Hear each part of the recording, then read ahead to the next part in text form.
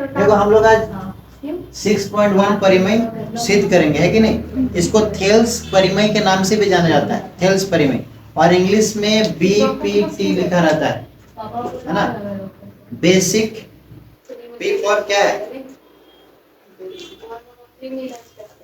Proportional theorem, basic proportional theorem है, ठीक है।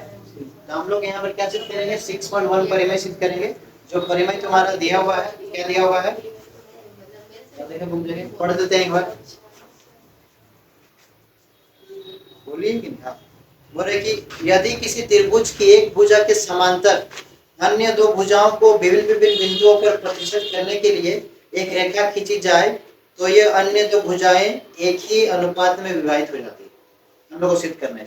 इसको सिद्ध करने के लिए हम लोग को पहले ये पता होना चाहिए कि ट्रायंगल का, त्रिभुज का, सुन रहा अनिश भैया, देखिए ना इधर, त्रिभुज का क्षेत्रफल का फॉर्मूला क्या होता है, ट्रायंगल के एरिया का फॉर्मूला क्या होता है, ये इसमें लगेगा। क्या होता है त्रिभुज के क्षेत्रफल का फॉर्मूला, क्या होता है, 1/2 ऊंचा आधार गुना ऊंचाई, 1/2 आधार गुना ऊंचाई, त्रिभुज का क्षेत्रफल का ये फॉर्मूला होता है, ये लगेगा इसमें। अब इस थ्योरम में जो बोल रहा है उसके लिए हम लोग क्या बनाएंगे, डायग्राम बनाएंगे। तो डायग्राम इस तरह से बनेगा, एक ट्रायंगल है, एक त्रिभुज है, जिसमें क्या है ABC है कि नहीं, शीर्ष है, वर्टेक्स है, इसमें BC के समांतर एक रेखा लेना है जिसको हम लोग क्या नाम दे देंगे, ED, दिए नाम, है कि नहीं। अब हम लोग क्या करेंगे, बिंदु B को E से मिला देंगे, ठीक है, और C को किसे मिला देंगे, D से मिला देंगे, और एक AE पे लंब लेंगे, कहाँ, बिंदु D से, ठीक है, जिसको तुम नाम दे सकते हैं क्या, N, और एक तुम्हारे E से AD पे लंब ले, जिसको हम लोग क्या नाम देंगे, M।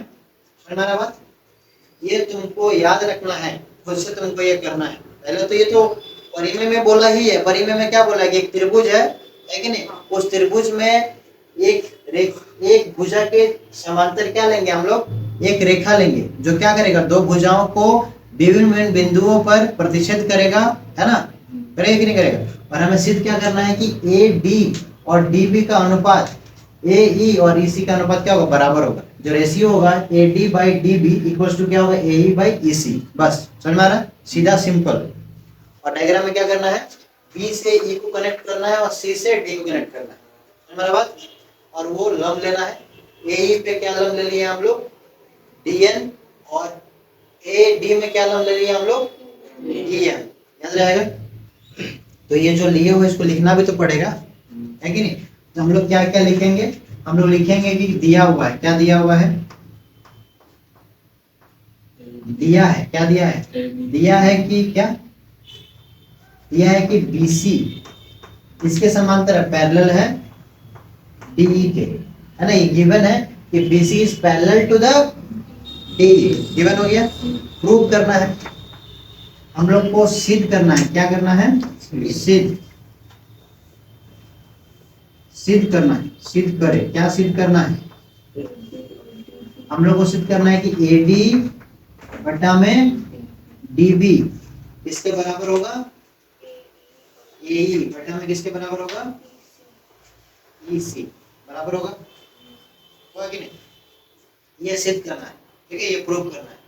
अब नेक्स्ट हम लोग यहाँ कंस्ट्रक्शन किए हैं, कुछ रचना किए हैं कि नहीं, तो रचना को लिखना होगा, ठीक है। हम यहाँ लिखते हैं, क्या है रचना, रचना कैसे लिखेंगे, कंस्ट्रक्शन लिखेंगे ना।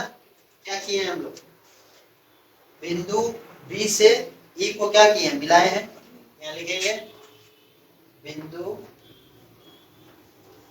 B से इसको E को,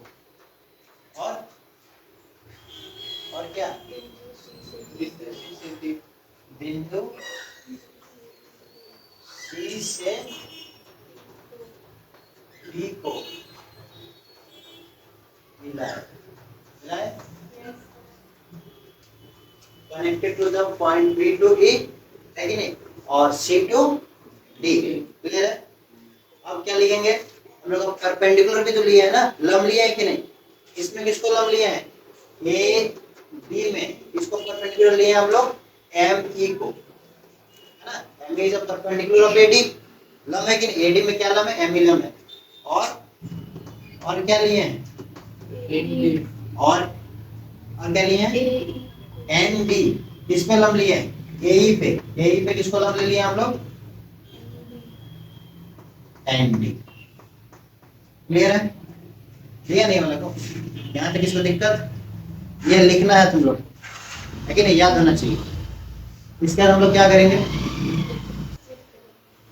अब हम लोग शिफ्ट करने का प्रोसेस चालू करेंगे। इसमें हम लोग क्या लेंगे, ए डी ई का area, area of triangle A D E दिखाई दे रहा है कि नहीं। अब इसमें ट्रायंगल लेने का फिर हम लोग इसको लेंगे, ये जो तुम्हारा दिया हुआ है बी डी ई का एरिया गड्ढा में, किसमें लेंगे, गड्ढा में। अब जब इसका एरिया लेंगे हम लोग ए डी ई का, है कि नहीं, तो इसमें लंब क्या है, ये लंब है एम ई, और इसका आधार क्या होगा, ए डी आधार होगा कि नहीं होगा, तो क्या होगा 1/2 आधार गुना लंब, होगा कि नहीं होगा। ये जो तुम्हारा ट्रायंगल दिखा दे रहा है ए डी ई त्रिभुज है, त्रिभुज में हम लोग इसको आधार मानेंगे, इसका एडी को क्यों मानेंगे, क्योंकि देखो हम लोग लंब लिए हैं, एम ई लंब लिए हैं कि नहीं। तो फॉर्मूला क्या होता है ट्रायंगल का, आधार गुना लंब 1/2 आधार गुना लंब लेंगे। फिर मैं लिखते हैं, क्या लिखेंगे, एरिया, नेट एरिया लिखेंगे, ऐसे हिंदी में भी इंग्लिश में भी। इसका एरिया निकाल रहे हैं ए डी ई का, देखो ध्यान से, किसी को अगर थोड़ा बहुत डाउट नहीं क्लियर हो जाएगा। 1/2 है कि नहीं, आधार क्या है ए डी, कोई दिक्कत किसी को, ये आधार है, और लंब क्या है, देखो लिया है ना एम बी, हो गया। इसका क्षेत्रफल यही ना होगा फॉर्मूला, इसका क्षेत्रफल का फॉर्मूला यही होगा, ये होगा कि नहीं होगा। हम किसका लेने बोल रहे हैं, नीचे वाला, नीचे वाला किसका एरिया है, एरिया किसका है बी डी ई का, इसका में भी 1/2 तो होगा ही, है कि नहीं। आधार इसका कौन सा, ये वाला है डीबी, क्या है डीबी, डीबी ना, और इसका लंब कौन सा होगा, इसका लंब भी यही होगा। क्यों लंब होगा इसका, क्योंकि इस त्रिभुज को तुम देखो, ये त्रिभुज तुम्हारे यहाँ दिया हुआ है, इसमें लंब हम लोग को है नहीं ना, तो इस साइड में जो इसका लंब लिया है वही इसका भी लंब होगा, ठीक है। तो हम लोग इसका लंब में परपेंडिकुलर में क्या लेंगे, एम ई, क्या लेंगे एम ई, सिंपल, कोई दिक्कत नहीं। अब दोनों बटा में लिखा हुआ है, फ्रैक्शन में लिखा हुआ है कि नहीं, तो बटा में क्या होता है, ऊपर नीचे कटता है कि नहीं, जो सेम सेम रहता है क्या होता है, कट जाता है, तो 1/2 कटा, है कि नहीं, और क्या कटा, एम ई कटा, तो बाहर क्या आया हम लोग पास, एडी बाय डीबी, समीकरण 1, कोई दिक्कत नहीं ना।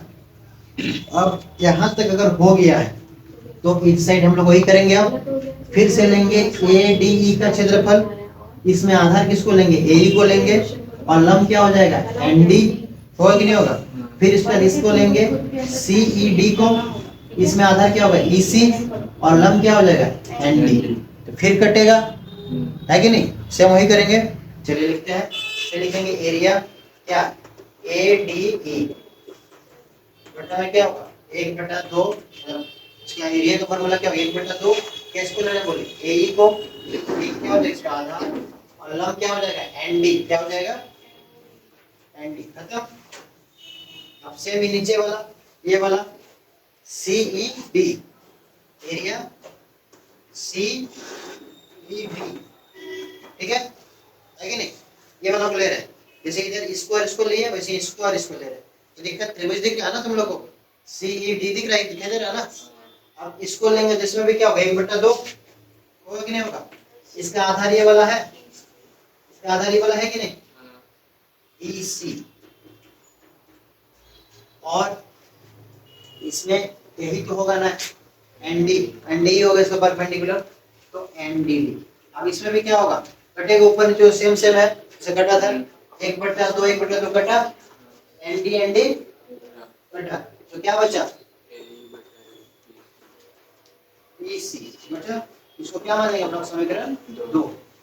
अब अगर तुम लोग देखो तो हम लोग को जो सिद्ध करना है, क्या सिद्ध करना है, AD बटा DB बराबर AE बटा EC, वो दोनों को हम लोग को बराबर दिखा देना है कि नहीं।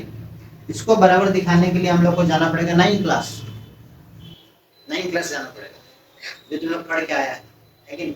अब तुम लोग पढ़ के पास हुआ है कि बस ऐसे ही पास हो गया है, वो तो तुम लोग को अभी पता चलेगा याद है कि नहीं। एक नियम है 9 क्लास में जो तुम लोग को पढ़ाया गया है कि दो समांतर रेखाओं के बीच, है ना, दो समांतर रेखाओं के बीच आने वाले त्रिभुजों का क्षेत्रफल बराबर होता है। कब? जब दोनों का आधार समान हो। अगर एक ही आधार पर दो त्रिभुज बना हो, if the base are same of the two triangles in the between of two parallel lines, then the area of the triangles are equal। हमारे पास ये लाइन हम लोग लिखेंगे, हिंदी में क्या लिखेंगे, अगर किसी दो त्रिभुज का आधार समान हो और दोनों एक ही दो समांतर रेखाओं के बीच में स्थित हो, तो दोनों का क्षेत्रफल क्या होगा, बराबर होगा। यानी कि ये जो ट्रायंगल है BDE, इसका क्षेत्रफल और CED का क्षेत्रफल क्या होगा, बराबर होगा, क्योंकि दोनों का आधार किस पे है, ये BC पे ही बना हुआ है। ये 9 क्लास में तुम लोग पढ़ा है, बस तुम लोग क्वेश्चन भी बनाया है, भूल गया होगा है कि नहीं। ना तुम लोग हक है, तो यहाँ लिखेंगे ना कारण, तो क्या लिखेंगे, चूंकि किसी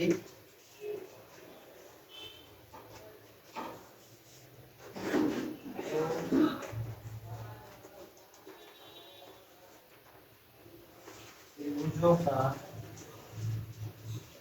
आधार समान हो और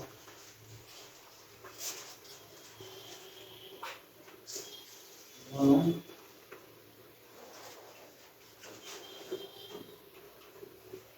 एक ही समांतर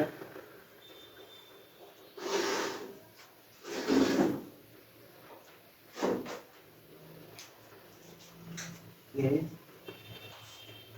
अंदर हो, तो दोनों का क्षेत्रफल क्या होगा,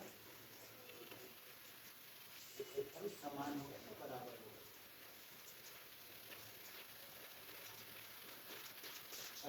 पूरा क्षेत्रफल क्या होगा, बराबर। ठीक है, लिख लेंगे ना। अब देखो, अब जब हम लोग ये बात बोलते हैं तो हम लोग का क्या आएगा कि इन दोनों का जो क्षेत्रफल है क्या होगा, इसका और कहाँ के भाई एक और इसका बराबर आएगा ना, हम लोग लिखेंगे।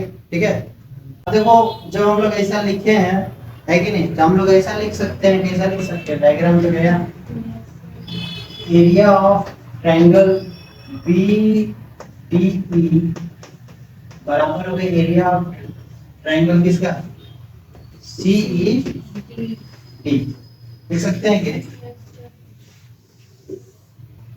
लिख सकते हैं ना, वही ना बताए। अब ये छोड़ दीजिए, देखिए इधर है कि नहीं, छापने होगा तो फिर तो बोले कल छाप करना छापा है।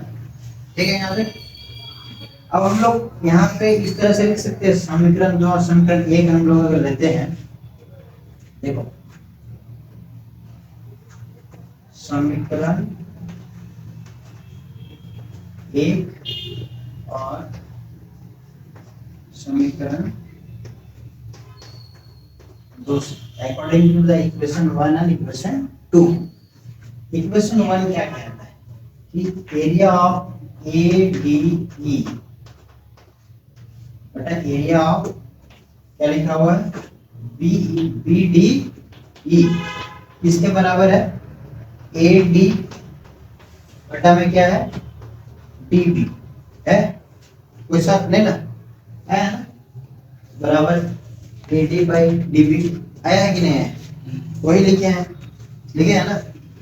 इसको हम लोग बराबर में ये लिख सकते हैं क्या, एरिया ऑफ ट्रायंगल ADE बटा में एरिया ऑफ ट्रायंगल CED बराबर क्या है इसका, ए ई बटा में बोलो लिख सकते हैं।